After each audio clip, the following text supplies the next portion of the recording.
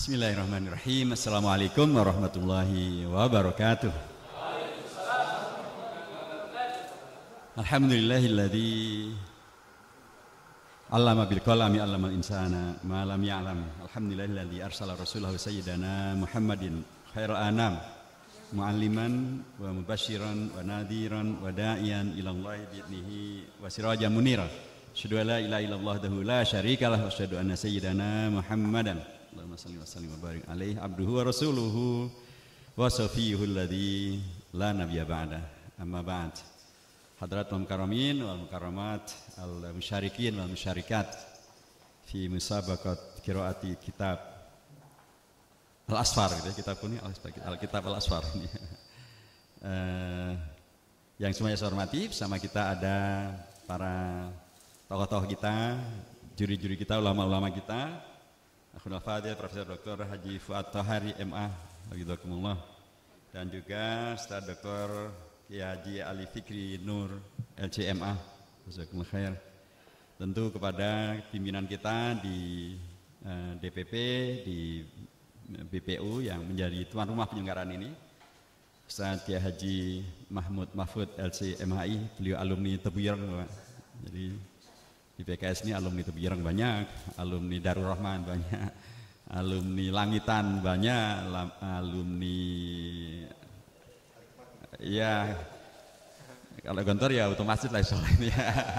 Nah, yang sudah disalahpahami kan seolah-olah di PKS ini nggak ngerti kitab kuning gitu ya, seolah-olah kita nggak ada apa namanya NU-nya, padahal NU-nya banyak banget gitu ya. Tentu juga kepada sahabat kita Ustaz Muhammad Taufiq Zulkifli yang tadi telah memberikan sambutannya, anggota DPRD kita dan kiadah kita di DPW DKI Jazakumullah khairan. Dan tadi penyambut kita juga ketua panitia kita Ustaz Ahmad Zainuddin. Nah, terkait dengan Ahmad Zainuddin ini, hari ini kita ketemu, sesungguhnya kita sedang mempopulerkan beliau karena kitab yang di musabaqahkannya adalah ta'lifnya Ahmad Zainuddin gitu. Ahmad Zainuddin bin Abdul Aziz Al-Malibari Asy-Syafi'i. Inilah juga yang mempertemukan mengapa kami semua sekarang pakai syal Palestina. Apa coba hubungannya? Marrabtu baina musabaqatul Quran bi ta'lif Syekh Ahmad Zainuddin Al-Malibari Asy-Syafi'i wa lubsina lihada ribat. Apa coba hubungannya? Lianda sabin khasatan min Gaza. Imam Syafi'i adalah kelahiran dari Gaza. Jadi sudah sangat sewajarnya bila dahulu tahun 1938 sebelum Indonesia merdeka, Kiai Haji Hadratus Syekh Kiai Haji Hasyim Asy'ari pendiri NU dan Mbah Wahab Kiai Haji Wahab Hasbullah sejak tahun 38, 7 tahun sebelum Indonesia merdeka, 10 tahun sebelum nyata-nyata Israel menjajah Palestina, tahun 38 beliau berdua sudah membuat fatwa. Fatwanya adalah keharusan bangsa Indonesia membantu perjuangan bangsa Palestina supaya tidak dijajah oleh Israel. Luar biasa. Firasahnya seorang wali, firasahnya ulama besar. Bahkan sebelum dijajah beliau sudah membaca, dan memang pembacaan beliau itu ini juga yang menegaskan betapa sesungguhnya dari dulu ukhuwah Islamiyah itu luar biasa. Jadi yang aktif pertama kali dari umat Islam Indonesia membela Palestina itu seorang santri dari asalnya dari Kauman di Yogyakarta, kemudian melanjutkan nyantri di Termas di Pacitan, kemudian ke Mambaul Ulum di Solo, kemudian ke Mekah, kemudian ke Mesir. Beliau kuliah di Darul Ulum, namanya Kahar Muzakir, Abdul Qahar Muzakir. Abdul Qahar Muzakir ini santri. Beliau asalnya dari Muhammadiyah, tapi nyantri ke Termas, kemudian nyantri ke Mekah, kemudian nyantri ke Kairo, dan beliau pada umur 24, pada tahun 1931, beliau sudah menjadi sekretaris dari As-Sayyid Al-Amin Al-Husaini, sekretaris dari konferensi internasional Ijtima Al-Alam Islami, untuk membantu dan membahas tentang masalah perjuangan bangsa Palestina supaya tidak dijajah oleh Israel. Dan beliau sekaligus seorang aktivis, beliau seorang wartawan, beliau menulis, dan tulisan itu tentang perjuangan di Palestina, perjuangan membela Palestina, pastilah sampai ke Indonesia. Jadi tulisan beliau itu timbal balik, perjuangan bangsa Palestina sampai ke Indonesia, dan kemudian Kiai Haji Hasyim Asy'ari, Kiai Haji Wahab Hasbullah tahun 38 mendukung perjuangan bangsa Palestina, karena tahun sebelumnya tahun 37 itu Kiai Haji Karim Mudzakkir lagi-lagi dipercaya untuk memimpin 35 ormas Islam di Indonesia untuk menghadiri satu konferensi di Damaskus, lagi-lagi membela Palestina. Tengah tahun 31, tahun 37, tahun 38 Kiai Haji Hasyim Asy'ari dan Kiai Haji Wahab Hasbullah memfatwakan keharusan membela Palestina. Kiai Haji Hasyim Asy'ari membela Palestina minimal dengan doa, dengan qunut nazilah. Kiai Haji Wahab Hasbullah karena beliau seorang ulama yang tajir, yang kaya raya, maka membela selain dengan doa juga dengan dana, karena dikumpulkanlah dana. Jadi kalau kita sekarang pakai syal Palestina, qunut nazilah, bela Palestina, termasuk ikut demo, saya ikut demo ya, berkali-kali dengan para ustaz semuanya. Terakhir kemarin demo di Monas juga ada 2 juta mas yang hadir. Kalau kita demo dengan syal Palestina, membela Palestina, baca qunut nazilah, mendoakan, mengumpulkan dana, sesungguhnya kita sedang melanjutkan fatwanya atau melaksanakan fatwa dari Imam Kiai Haji Hasyim Asy'ari dan Kiai Haji Wahab Hasbullah. Dan kali ini kita memperingatinya dengan cara yang lain, yaitu musabaqah qiraati kitab Fathul Mu'in bisyarhi Qurratul Ain bi muhimmati ad-din. Karena Imam Syafi'i yang dirujuk atau menjadi madhabnya Imam Ahmad Zainuddin Al-Malibari adalah seorang tokoh yang kelahiran Gaza, dan Gaza sekarang sedang jadi baru selesai gencatan senjata, Israel langsung melakukan penyerangan di seluruh kawasan Gaza. Dan kami sangat setuju apa yang diperjuangkan sahabat kita di 212 dan juga yang diperjuangkan oleh pemerintah Indonesia melalui pernyataan langsung dari Menteri Luar Negeri di sidang umum PBB, agar masalah Palestina ini disikapi dengan sangat serius. Kita tidak boleh merasa nyaman dengan kondisi yang terjadi, karena terlalu banyak pelanggaran hukum, pelanggaran HAM internasional, pelanggaran terhadap resolusi PBB yang dilakukan oleh Israel. Karenanya Indonesia mengusulkan agar Israel diseret ke Mahkamah Pidana Internasional, dan saya mendukung itu. Dan saya ingatkan Ibu Menteri agar tidak cukup hanya sendirian, harus membawa dan atau berkoordinasi, berkolaborasi dengan banyak negara yang sudah mewacanakan yang sama. Turki menyampaikan yang sama, Aljazair menyampaikan yang sama, Kolombia menyampaikan yang sama, Afrika Selatan menyampaikan yang sama. Banyak negara sudah menyampaikan, diperlukan sebuah koordinasi. Koordinasi ini sesungguhnya ada bagian dari bentuk lain kalau kita mengkajinya dari sisi kajian kitab ataupun musabaqah baca kitab kuning ini. Sesungguhnya juga merupakan tradisi yang berkembang di pesantren. Coba antum bayangkan, Seorang Ahmad Zainuddin Al-Malibari. Malibari itu ada di mana? Di India. Antum bayangkan, dari Gaza, Imam Syafi'i, kemudian beliau berangkat belajar ke Mekah, kemudian ke Madinah, kemudian ke Irak, kemudian ke Mesir, mazhabnya menyebar kemana-mana sampai ke India di Malibar, sampailah hadir seorang ulama India, Ahmad Zainuddin Al-Malibari. Dan kemudian kitabnya Masya Allah menyebar kemana-mana sampai ke Indonesia dan kita baca semuanya. Itu kan satu bentuk fakta tentang bahwa dari dulu pun sesungguhnya kita Ahlussunnah wal Jamaah ini sudah sangat dibiasakan untuk berkolaborasi, untuk bekerja sama, untuk saling menerima, saling memberi, saling belajar, saling mengajarkan.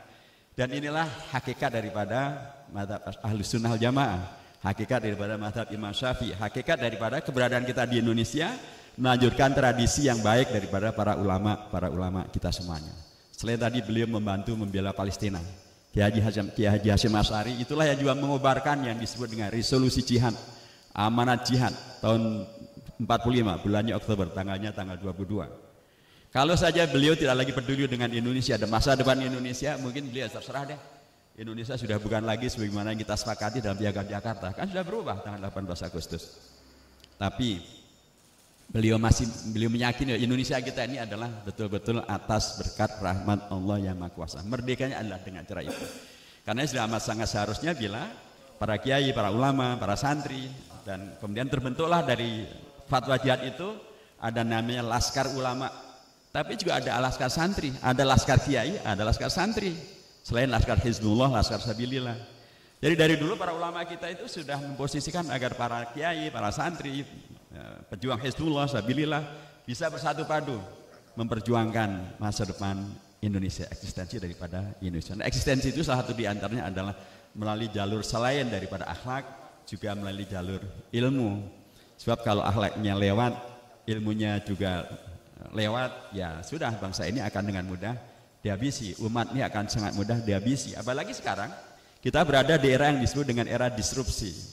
Era disrupsi itu era di mana informasi ini banyak banget. Apalagi kalau antum semuanya sangat aktif dengan smartphone, antum bisa cari informasi apa saja di sana dengan waktu yang sangat cepat. Informasi yang menghalalkan, informasi yang mengharamkan, semuanya ada dalam waktu bersamaan. Kalau kita tidak punya ilmu yang cukup, dan ilmu itu ada di kitab-kitab kuning, ilmu itu ada di halaqahnya para ulama. Kalau kita tidak punya ilmu itu, masa depan Indonesia melalui masa depan anak bangsanya yang disebut dengan bonus demografi akan centang perenang kacau balau. Bingung mereka, yang halal yang mana, yang haram yang mana, yang boleh yang mana, yang tidak boleh yang mana, yang hak yang mana, yang baik yang mana, semuanya ada dalilnya. Dan itu begitu cepat, datang dan perginya begitu cepat. Itu disebut sebagai era disrupsi. Era yang kedua adalah era yang disebut dengan era post-truth. Era post-truth ini dari disrupsi tadi membuat orang menjadi bimbang. Yang mutlak hak itu yang mana? Bahkan dimunculkan sebuah tradisi baru bahwa tidak ada yang mutlak. Semuanya adalah nisbi. Bahkan Tuhan saja juga tidak mutlak, Islam juga tidak mutlak, nisbi. Nah, kalau kemudian dibuat nisbi, bingunglah semuanya. Dari semakin paten itu bingungnya, dengan informasi terlalu banyak bingungkan. Kemudian dibawa lagi sebuah ideologi baru bahwa tidak ada yang mutlak, semuanya posisi post-truth, nggak ada kebenaran yang kita yakini, semuanya adalah mungkin, semua adalah nisbi. Nah, kajian kita terhadap kitab kuning, kita berada dengan para ulama di halaqah para ulama memastikan bahwa dua framing tadi tidak benar. Post-truth tidak benar karena kebenaran itu adalah mutlak. Yang benar jelas, yang salah jelas, al-halu bayyinun wal haramu bayyinun. Semuanya serba jelas. Dan semakin jelas ketika kita peduli betul dengan kitab kuning, peduli betul dengan ilmunya para ulama, peduli betul dengan mendekatkan diri kepada para ulama. Dan kami di Partai Keadilan Sejahtera sejak dari awal memang sesungguhnya partai ini kumpulan selain daripada santri kitab putih, tapi juga santri kitab kuningnya juga sangat banyak. Ya. Bahkan kalau boleh nyebut sedikit sejarahnya gitu, presiden pertama Partai Keadilan yang nanti Partai Keadilan Sejahtera itu santri alumni pesantren Al-Islah di Kediri. Beliau kesayangan Gus Dur. Itulah Dr. Nur Mahmudi Ismail. Sekarang ada Profesor Dr. Nur Mahmudi. Beliau kesayangan Gus Dur, jadi menterinya Gus Dur dan bahkan ingin dijadikan ketua Ikatan Sarjana NU. Tapi ya itulah tidak. Kemudian salah satu tokoh pendiri PKS yang spektakuler yang kami sebut sebagai Syekhut Tarbiyah itu adalah Said Rahmat Abdullah rahimahullah. Itu adalah murid langsung daripada Kiai Haji Abdullah Syafi'i. Itu fakta. Dan sekarang yang mempunyai kegiatan bedah kitab kuning ini, kalau di fraksi Ustaz Jazuli Juwaini itu juga santri. Ketua wakilnya ya, Ustaz Mahmud Mahfud ini juga alumni Tebu Ireng. Terus sekarang ketua Majelis Syuronya PKS adalah seorang Habib.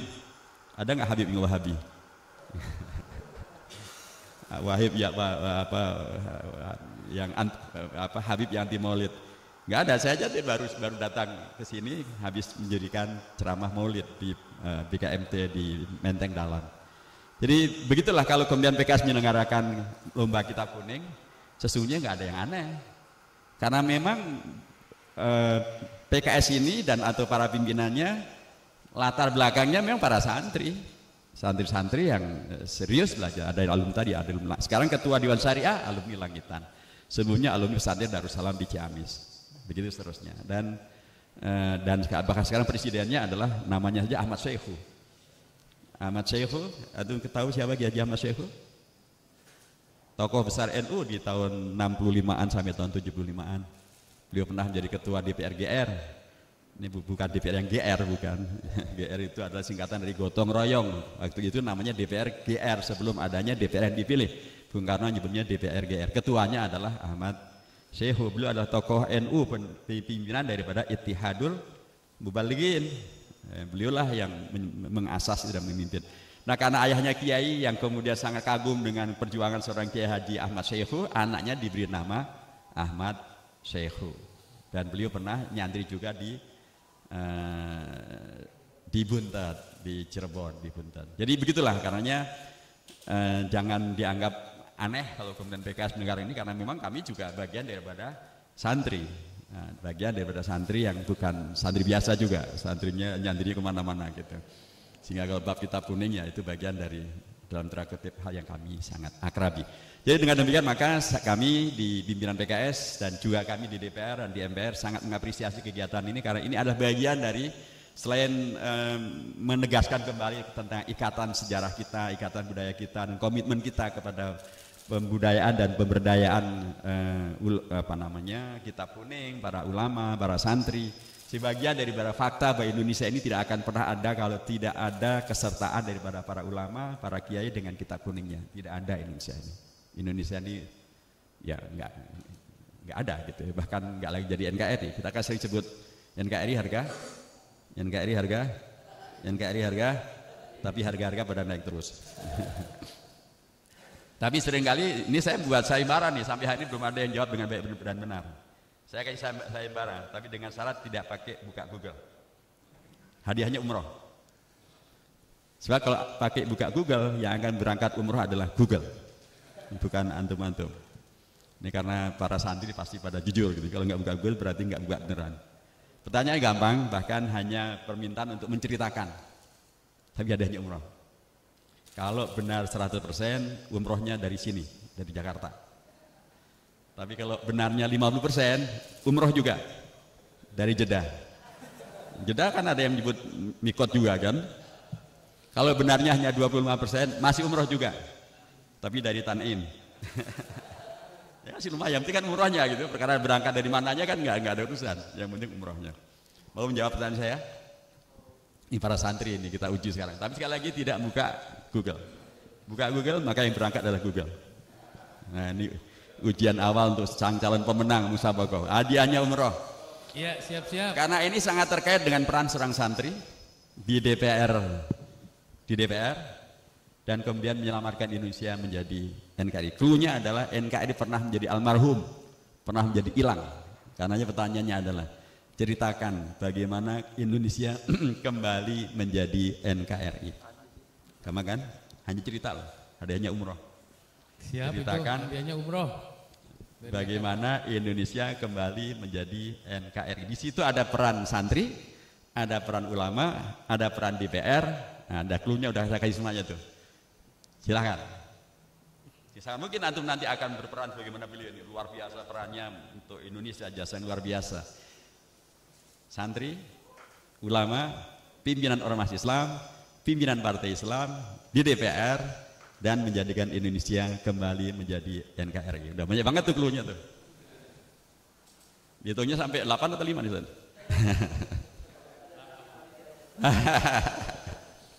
Kalau panitia pertanyaan lain lagi nanti Ustaz, udah sering dengar saja. Tadi ada yang mau mengatakan?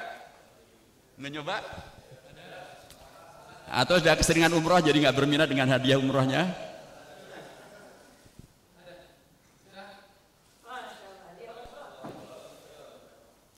Tapi sekali lagi tidak pakai Google. Kalau pakai nanya Google, yang berangkat umroh adalah Mbah Google atau Kiai Google atau Ustadz Google.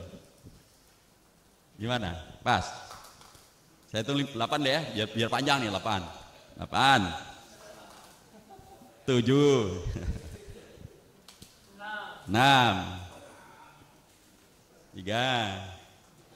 Masa kita teriakan tiap hari NKRI harga mati tapi nggak paham ini gimana ceritanya Indonesia kita jadi NKRI? 5 gini aja, 5 4 3. Umroh nih, umroh. Paling tidak berangkat dari Tan'im kan lumayan juga gitu. 2. Nggak ada yang berani jawab. Kan gampang soalnya saja. Silakan, betul lah, silakan. Resolusi jihad. Resolusi jihad tidak terkait dengan NKRI, mohon maaf. Resolusi jihad itu agar umat Islam bangkit mempertahankan Indonesia dari penjajahan Belanda, dan hukumnya adalah fardu ain. Fardu ain di daerah di mana jihad dilaksanakan. Nomor 2, siapapun yang meninggal dalam melaksanakan fardu ain ini maka dia mati syahid. Ada yang bertanya, kalau saya kan jihad bisa dilaksanakan. Kalau yang mati di Jalan Tamrin kemarin bagaimana? Jawaban saya, tolong ditanyakan kepada yang sudah meninggal di Jalan Tamrin, antum ada di mana sekarang gitu. Nomor 3, siapapun yang mengkhianati amanat jihad ini membantu Belanda, maka dia boleh dihukum mati. Jadi nggak ada hubungannya dengan NKRI. Ayo. Jadi belum berangkat dari Tandim sekalipun. Ada lagi? Tadi ada 3 tuh. 2. Silakan. Tahun?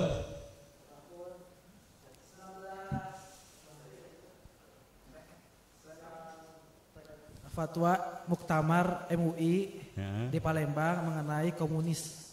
Bahwasanya komunis itu haram. Ya. Dan barang siapa yang mengikutinya, kafir mengikutinya dan berkaitan dengan komunis maka kafir hukumnya. Oke. Tapi kan fatwa tentang komunisme, ini tentang NKRI. Karena komunis waktu itu pernah hampir membuat NKRI mati ketika. Enggak, justru PKI termasuk setuju dengan NKRI. Oh, ya, jadi tokoh kita ini kemudian melobi di DPR RIS. Nah, RIS. Kemudian di antara yang beliau temui adalah seluruh pimpinan partai. Ada partai Kristen ditemui, partai Katolik ditemui, partai Sosialis Indonesia ditemui, partai Murbar itu PNI ditemui, termasuk PKI ditemui. Dan semuanya setuju dengan usulan beliau agar Indonesia kembali menjadi NKRI. Udah semakin banyak nih keluhnya nih. Masih belum bisa jawab juga? Panitia apa? Beliau udah keseringan umrah juga. Ya. Baik, tahun berapa itu?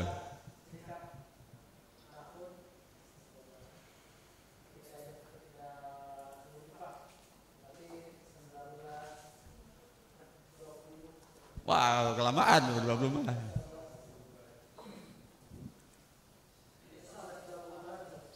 Enggak, salah. Oke, silakan Ahmad. Tapi enggak buka Google ya. Bismillah, coba kita lihat. Oke. Pada saat sebelumnya Indonesia sudah merdeka di tahun 1945. Terus di situ Belanda ingin lagi menjajah Indonesia. Ya. Nah, makanya terbentuklah di situ Indonesia membentuk negara Republik Indonesia Syarikat pada tahun 1950. Salah. Ya salah. Salah. Belum benar. Yang membentuk RIS itu siapa? Yang membentuk RIS itu pemerintah Indonesia. Salah. Oh, pemerintah Belanda. Pemerintah Belanda di situ karena bangsa Belanda khususnya dia ingin menguasai wilayah bagian Irian Jaya. Itu bagian kecil. Bagian saya kecil. tahun peristiwa pembentukan RIS tahun berapa? 1950. Salah. Tapi itu setelah Indonesia merdeka, Ustaz. Ya pasti. Tidak belajar RIS ya.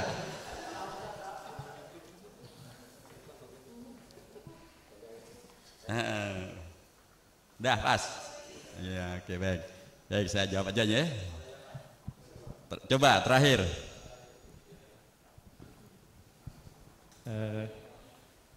Buat yang penting nggak buka Google aja. Pembentukan NKRI pada setelah kemerdekaan bangsa Indonesia, ya. Kemudian terjadi dualisme antara ideologi Mr. Supomo, kemudian dengan salah satunya Mbah Wahab Hasbullah. Dualisme yang terjadi pada pembentukan ideologi Indonesia antara nasionalisme dan negara religius.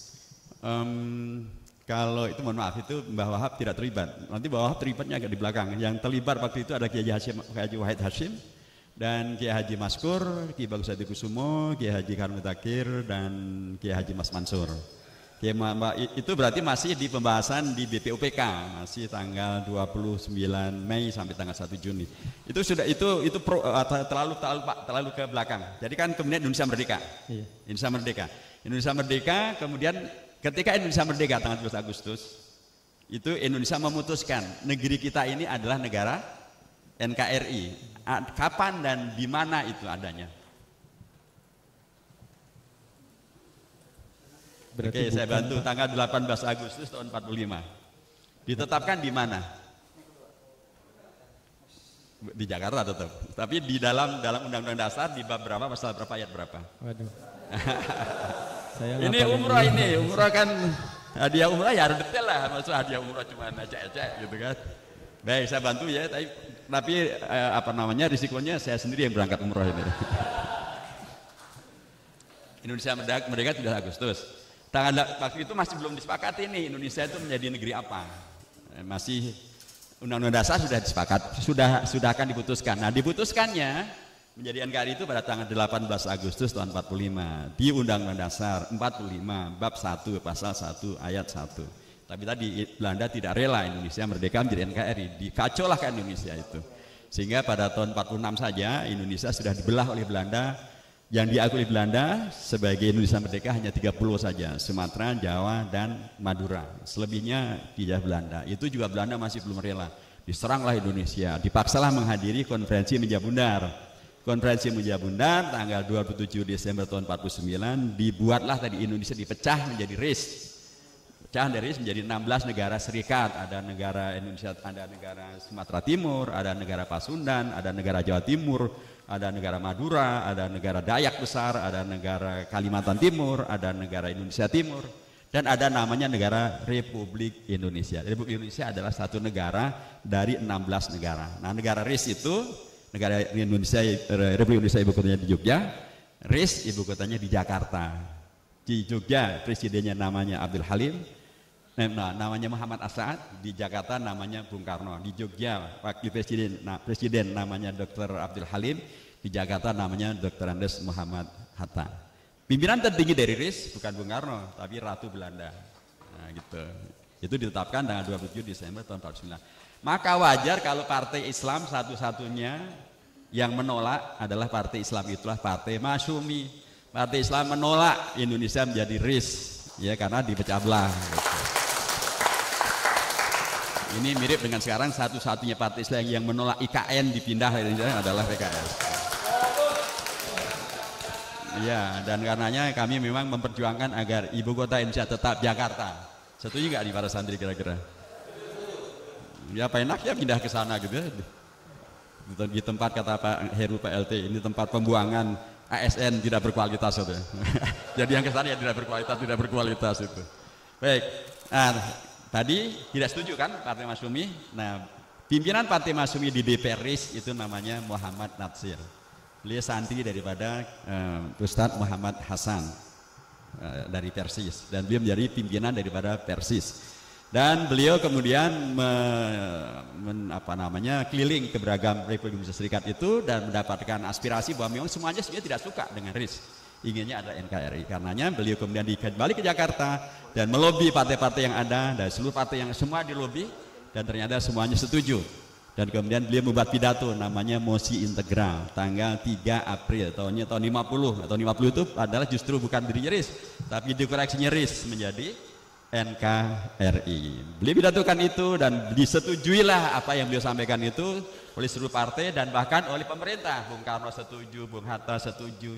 Sehingga pada tanggal 17 Agustus tahun 50 Indonesia diproklamasikan menjadi NKRI.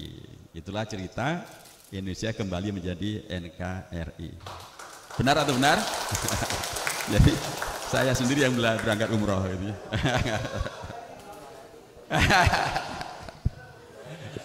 Jadi terakhir Bapak dan Ibu kawan-kawan semuanya, inilah satu fakta Indonesia kita ini. Di situ ada peran luar biasa dari para santri, para ulama, para kiai, dari ormas Islam dan juga dari partai-partai Islam. Dan ternyata peran itu bisa dilakukan dan menghadirkan jasa yang luar biasa. Indonesia tetap merdeka, Pancasilanya terjaga, menjadi NKRI. Antum tahu bahwa Indonesia ini diakui oleh PBB sebagai negara merdeka ketika Perdana Menterinya adalah dari partai Islam, Partai Masyumi, Muhammad Natsir. Ketika beliau nanti ditunjuk menjadi Perdana Menteri pertama di NKRI, saat itulah Indonesia diakui oleh Belanda, oleh PBB sebagai negara merdeka dan bahkan menjadi anggota PBB tahun 50. Dan pemilu yang paling bersih sepanjang sejarah Indonesia itu ada pemilu tahun 55. Siapa Perdana Menterinya? Dari Partai Islam, Masyumi, namanya Burhanuddin Harahap. Itulah Islam, umat Islam ormas Islam, partai Islam, para santri untuk Indonesia ini jasanya luar biasa. Tapi itu semuanya tidak mungkin terjadi kalau para santrinya, mohon maaf, pengetahuan agamanya rendahan, wawasannya rendahan, tidak memiliki kemampuan untuk berkolaborasi. Para ulama kita memberikan kepada kita contoh dan teladan. Mereka santri memang, tapi mereka adalah orang-orang yang ilmu pengetahuannya luas, pengetahuan agamanya mendalam, karenanya berkemampuan untuk berinteraksi dengan masyarakat, berkolaborasi dengan masyarakat. Dan kami fraksi PKS membuktikan ini bisa kita lakukan. Dan kemudian kami terus mencoba untuk mengembangkan tradisi ini melalui musabaqah baca kitab kuning. Barakallahu fikum, dan saya doakan antum semuanya jadi pemenang. Sekalipun belum menang berangkat ke umroh melalui, tapi nanti kalau menjadi pemenang di sini akan ada hadiahnya umroh juga, ya. Jadi tetap ada kesempatan berangkat umroh, memenangkan lomba baca kitab kuning secara nasional. Tentu saya akan sangat berbangga hati karena saya adalah mewakili Jakarta juga, sangat berbangga hati bila dari Jakarta tidak lagi hanya pemenang ketiga. Karena target kita untuk PKS juga Jakarta menjadi pemenang pertama, gitu ya. Karena kita ingin mengulangi siklus. Mungkin antum belum lahir kali ya, tahun 2004 atau udah lahir tapi sudah masih kecil. 2004 itu pemenang pemilu Jakarta adalah PKS. Ya, nah kita ingin mengulangi siklus per 20 tahunan itu adalah hukum sejarah. Nah sekarang akhirnya kita bertemu dengan 2024, dan karenanya dengan spirit ini saya doakan antum semuanya ada yang mewakili kita untuk menjadi pemenang pertama dalam lomba musabaqah kitab kuning baik di tingkat Jakarta maupun di tingkat nasional. Barakallahu fikum jami'an, wallahu muwaffiq ila aqwamit thoriq wa hadi ila sabil. Wassalamualaikum warahmatullahi wabarakatuh. PKS, pembela rakyat.